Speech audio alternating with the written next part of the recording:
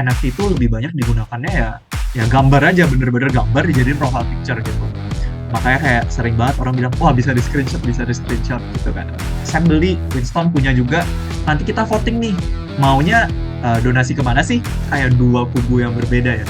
Kayak satunya teknologi banget, satunya ya fisik banget gitu. Kayak bener-bener harus datang, maksudnya kita mau rawat suatu hewan, satwa, lingkungan, pasti harus datang gitu. Nah, menurut aku sendiri bakal ada sinergi yang sangat bagus gitu ya kalau misalnya memang bisa kejadian dan bisa sustain.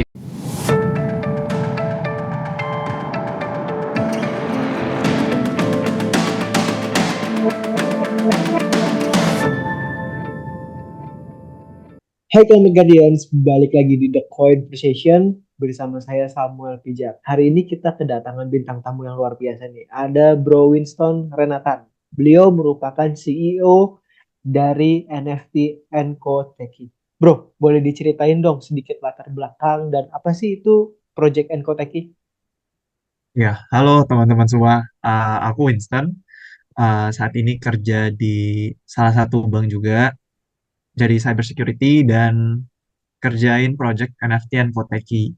Nah, jadi kalau NFT and Koteki itu sebenarnya adalah salah satu NFT lah ya untuk tujuannya tuh untuk lingkungan gitu dan secara khusus untuk satwa-satwa yang ada di Indonesia gitu sih. Oke, ini menarik nih. Kenapa ngebuat NFT yang fokusnya ke satwa yang ada di Indonesia? Kenapa nggak kayak dibikin karakter atau misalkan kebanyakan orang dibikin kayak buat ke metaverse kayak gitu-gitu? Kenapa fokusnya ke hewan, bro? Oke.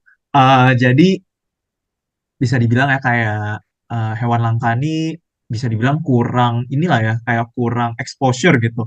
Mm-mm. Kalau sekarang kan mungkin ada platform-platform donasi itu kan mungkin lebih banyaknya donasinya juga ke orang gitu ya. Misalnya kayak ke sesama gitu.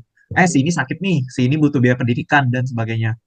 Tapi salah satu yang bisa dibilang kayak taken for granted itu adalah satwa langka gitu. Apalagi Indonesia wide banget variety-nya kan.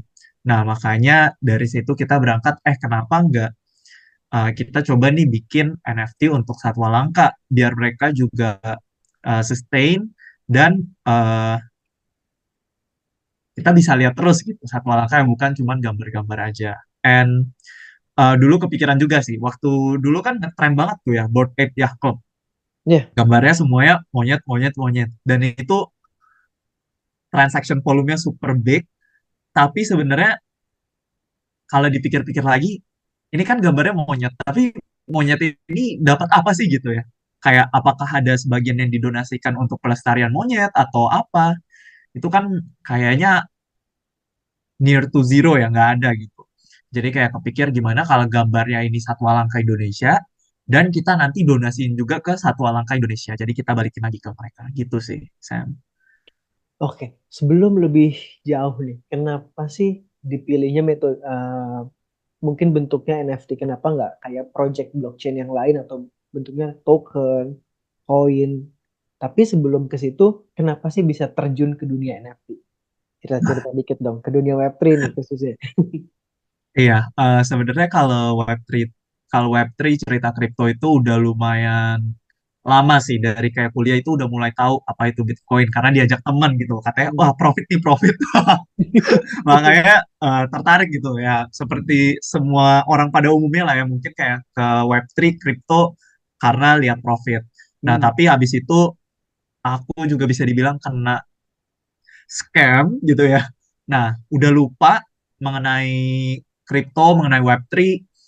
Terus akhirnya lihat lagi nih saat bull yang kemarin ya 2021 2020 itu banyak banget yang trending and jadi kayak lebih lihatnya dibandingkan profit tetap tapi kayak dilihat apa sih sebenarnya use case yang kita bisa buat gitu dari teknologi blockchain ini gitu. Secara khusus aku kan di NFT ya gitu sih. Jadi kayak lihat NFT ini biasa diapain sih gitu. Soalnya so far dulu yang aku pernah lihat NFT itu lebih banyak digunakannya ya gambar aja bener-bener gambar dijadiin profile picture gitu. Makanya kayak sering banget orang bilang wah bisa di screenshot gitu kan. Oke, itu menarik banget. Jadi memang awalnya juga dunianya masuk ke cryptocurrency, nyari cuan lebih lah ya. Biasanya orang selalu kayak gitu. Iya, Profit, profit, profit.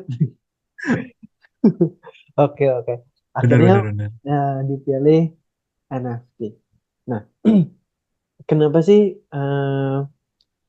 milihnya fokusnya ke yang menurut gua kebanyakan orang tuh mungkin kalau di NFT itu sifatnya nyari cuan gitu. Kebanyakan ya bisa dibilang kayak oh gue beli buat bisa dijual lagi. Kenapa lu memilih project NFT-nya sosial gitu, Wes?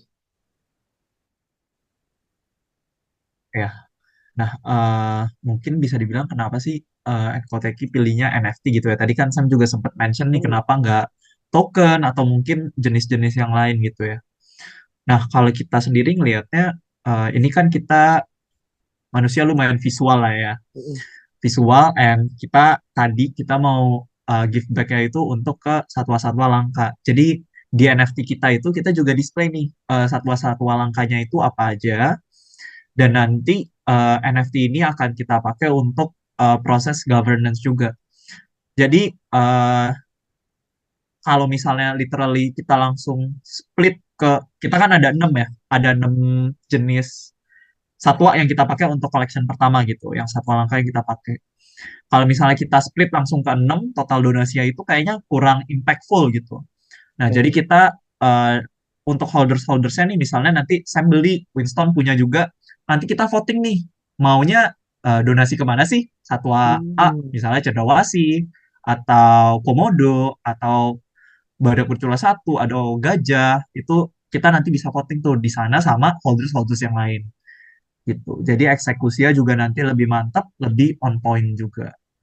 oke.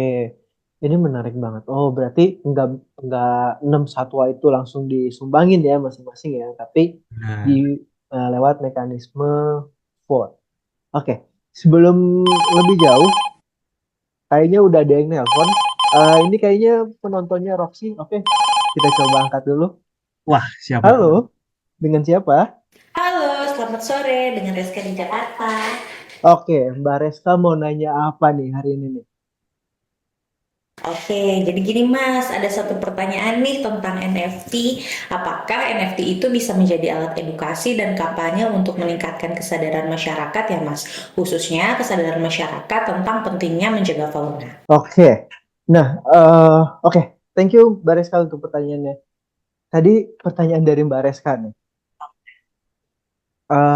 Wins, boleh dijawab dong dikit. Aku ulang dikit ya pertanyaannya.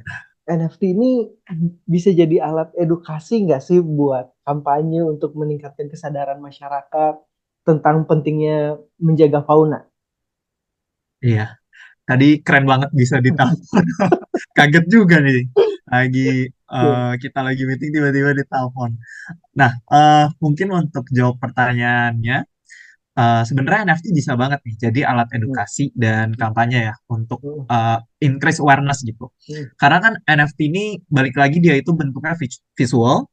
Nah, nanti kita bisa juga nih collab misalnya sama brand-brand tertentu gitu ya, pakai intellectual property yang Nkoteki punya. Jadi hmm. bukan cuma terbatas pada benda digital, mungkin nanti bisa collab juga untuk benda-benda yang sifatnya fisik dan nanti ada gambar-gambarnya nih. Nanti kan orang penasaran, ini gambar apa sih?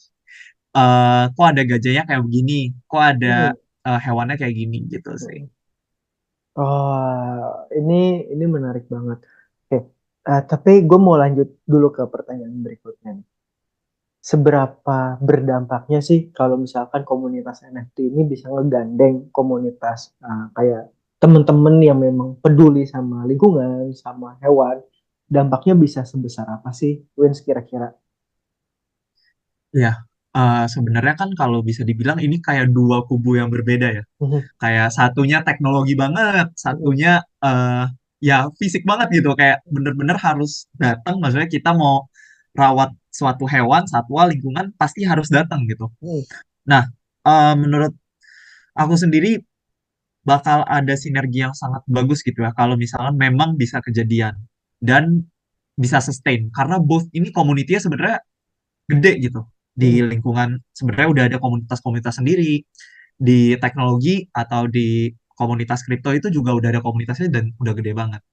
Nah, jadi kita ini mungkin bisa dibilang sebagai jembatan lah ya, Enkotek ini sebagai jembatan untuk mediasi gimana sih orang-orang yang dari kripto ini juga bisa create impact untuk Hmm. lingkungan gitu. Dan bener-bener real life impact gitu. Karena kan mungkin selama ini yang kita lihat di dunia Web3, benefitnya itu nanti dibalikin, misalnya kayak, oh kamu punya NFT collection A, karena kamu punya NFT collection A, kamu bisa nih dapat whitelist collection B, dan seterusnya B, C, D, tapi itu nanti nggak come into a real life gitu. Jadi, hopefully, kalau misalnya emang bisa collab, that would be very amazing, and that is one of our dream juga lah, gitu, yang disalurin lewat Nkoteki. Oke. Gue mau minta pendapat nih. Gue pernah denger bilang gini, yang baik-baik tuh adanya di web 2, yang fokusnya ke donasi itu adanya di web 2. Web 3 itu tempatnya orang cari cuan, kebanyakan gambling gitu. Nah, gue mau nanya, bisa nggak sih sebenarnya orang-orang di NFT itu di dunia Web3 lah, khususnya di NFT, bener-bener jadi fokus terhadap impact positif gitu. Apakah bisa langsung kayak langsung donasi atau misalkan lewat karya seni atau gimana nih kira-kira? Oke, itu tidak bisa dipungkiri lah ya, Sam. Semuanya di dunia ini mencari profit gitu. Nah, cuman kalau dari Nkoteki sendiri, kita ini coba untuk gak one time donation. Mhm, Jadi saat kamu beli NFT kita, sebagian kita sisihin untuk donasi, sebagian kita sisihin untuk pembuatan bisnis yang bergerak juga di sustainability and social good gitu. mhm, Jadi contohnya misalnya kita bikin sustainable cafe, atau kita bikin waste management, atau usaha yang emang memberdayakan lingkungan. Nah, gimana sih biar orang-orang yang beli NFT dan Kotek ini tetap cuan gitu kan? That is the question. Nah, eh, sama seperti kayak Sam beli saham perusahaan. Saat perusahaannya grow, harga sahamnya itu juga akan meningkat. Harusnya kan begitu ya. mhm. Maksudnya balance-nya gitu. Tapi ya kadang emang nggak bisa bohong juga, kayak, oh laporan keuangannya bagus tapi kok sahamnya turun. Ada juga. Tapi yang kita bisa usahakan dari Nkoteki adalah kita tetap create value. Jadi kita deliver nih, yang kita ngomong, oh ya kita mau donasi sekian sekian sekian, Mhm. kita eksekusi. Kita mau bikin real life business, dan nanti profitnya juga kita balikin ke holders-holders. Misalnya Sam hold NFT kita balikin juga profitnya dari bisnis itu. Jadi kayak dapat dividen lah dalam bentuk airdrop ke walletnya holder itu. Gitu sih. Nah, hopefully di situ orang bisa ngeliat nih, oh Nkotech ini ada value-nya loh. Makanya mereka beli, mungkin ada yang hold, atau misalnya wah udah merasa cuan nih, ya kan, udah cuan nih, ya udah gue flip aja deh, gue jual aja, ya udah itu juga nggak apa-apa gitu. Oke, oke, oke. Menarik nih. Mungkin gue geser dikit pertanyaan. Kira-kira besar nggak sih dampak pemerintah buat dampaknya ke NFT kalau misalkan pemerintah itu ikut adopsi NFT buat kayak perlindungan satwa yang hampir punah yang ada di Indonesia? Kira-kira dampaknya besar nggak sih, Vince? Bisa mendorong adopsi secara massal nggak? Sangat sangat sangat sih, maksudnya selain kita, maksudnya selain masyarakat umum yang menjadi motor penggerak, pemerintah itu kan juga have a great role lah ya. Maksudnya mereka juga yang bisa, oke nih, oh oke nih, projectnya bisa nih kayak begini, project NFT bisa lah begini, project crypto bisa begini, boleh begini. Mereka kan yang akan ACC gitu lah ya, quote and quote gitu. Tapi kalau mereka yang mulai sendiri, itu kan even a better sign gitu. Kayak kita tinggal replicate aja, oh pemerintah aja begini, masa kita nggak boleh gitu kan. Nah, itu akan grow juga di komunitas-komunitas kita gitu. Jadi, I think it's very big kalau misalnya government dari institusi juga ada role ke sana gitu sih, untuk pemanfaatan teknologi, pemanfaatan NFT, Web3 gitu sih. Oke, pertanyaan kedua terakhir. Menurut Winston, kira-kira inovasi yang bisa diterapin di dunia NFT sekarang nih untuk mendorong lebih banyak orang bikin NFT yang sifatnya positif buat ngebantu baik itu hewan, perubahan iklim atau apapun, kira-kira inovasinya harus seperti apa sih? Atau mungkin udah ada contohnya, boleh didorong. Ya, kalau untuk mendorong orang itu gimana ya? Agak susah sih sebenarnya untuk kayak ayo ayo bikin ini, susah gitu menurut aku ya. Tapi mungkin kita bisa lebih gampangnya kayak ya kita create example gitu. Kita jadi contoh dulu, Enkoteki begini nih kita provide NFT untuk lingkungan. Jadi kayak oh bisa ya kayak gini loh. Dan juga Roxy kan juga ada kalau nggak salah itu untuk carbon ya, Yes, Sam, betul. if I'm not mistaken.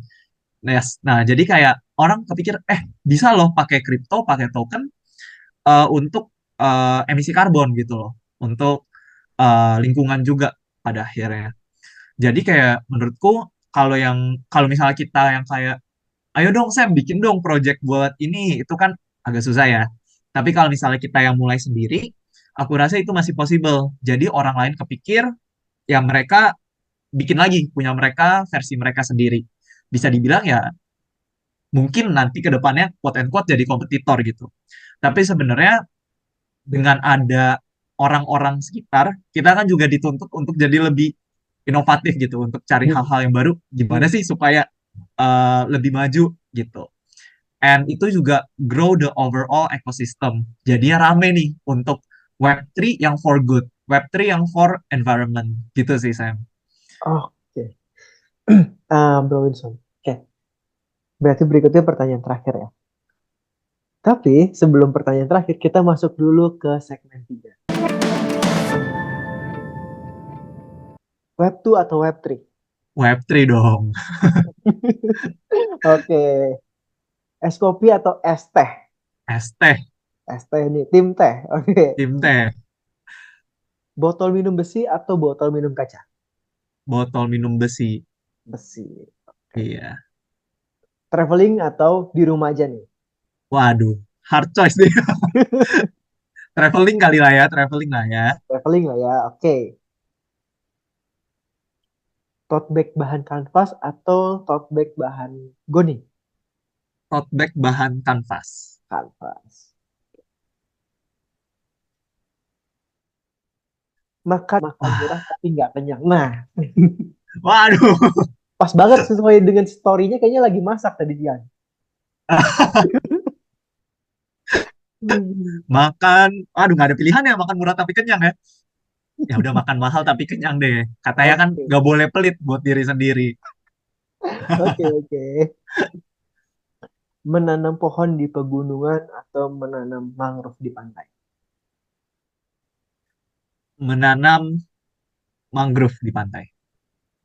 Oke, Bro Winston, thank you buat segmen 3. Kita balik lagi dulu. Pertanyaan terakhir nih sekarang. Em, ini closing statement, Bro Winston boleh sampaikan mungkin kayak pesan-pesan ke orang-orang di sana.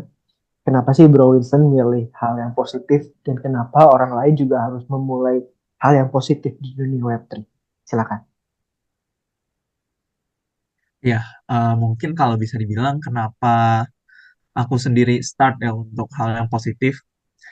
Sebenarnya ya, kalau dibilang ya pasti kita semua di sini mau lah ya punya kehidupan yang lebih baik gitu. Dari ya mungkin profitnya lebih banyak, cuannya lebih banyak, itu nggak dipungkiri pastilah kita semua pasti mau gitu. Tapi on the side, bisa gak sih gimana kita bisa bikin profit, kita bisa bikin cuan, tapi juga ada hal-hal yang baik yang terjadi gitu. Nah, itu sih yang kenapa men-trigger aku untuk start Enkoteki. Jadi bukan cuan saja, tapi juga ada impact-nya gitu. Mungkin Sam pasti sering dengar sih, 3P, people, planet, profit, ya kan? Jadi semuanya diuntungkan lah ya, semuanya beneficial gitu. Nah, kalau kenapa sih kita harus start gitu ya, doing good di Web3? Menurut aku ini Web3 sendiri is very good karena kayak provide transparency ya di blockchain. And mungkin di sini teman-teman ada juga ya nih yang suka kayak protes, aduh kenapa sih gak transparan banget sih pengelolaan dananya? Kenapa sih dikorup kayak begini kayak begini? Nah, kita bisa mulai change-nya dengan ya kita bikin aja project-nya di Web3. Mungkin teman-teman lihat, oh kalau misalnya aku donasi ke badan donasi A, kok malah mereka pakai ya untuk bosnya beli mobil baru. Padahal kan aku sumbang buat gempa gitu. Nah, kalian bikin aja platform donasi kalian sendiri, governance-nya clear juga di blockchain, semuanya terbuka, transparent. Hati senang, kalian juga profit gitu. Mungkin gitu sih, Sam. Oke, thank you banget Bro Winston buat waktunya udah hadir di The Conversation. Bro Winston, kalau misalkan ada yang mau ngepoin lebih lagi nih tentang proyeknya atau Bro Winston bisa kemana nih? Boleh di-mention dong, nah, sosial medianya, mungkin LinkedIn, Instagram atau apapun. Boleh banget. Nah, Nkoteki sendiri udah ada di Instagram, di X atau di Twitter, TikTok juga ada, sama di LinkedIn. Teman-teman bisa cari aja Nkoteki, ENCOTEKI. Gitu. Bisa di-follow di semuanya juga gitu. Oke, nanti juga bakal aku cantumin di kolom deskripsi. Bro Winston, Ya. thank you udah mampir di The Conversation. Teman-teman yang udah nonton The Conversation hari ini juga thank you banget. Sampai ketemu di episode berikutnya. Bye-bye.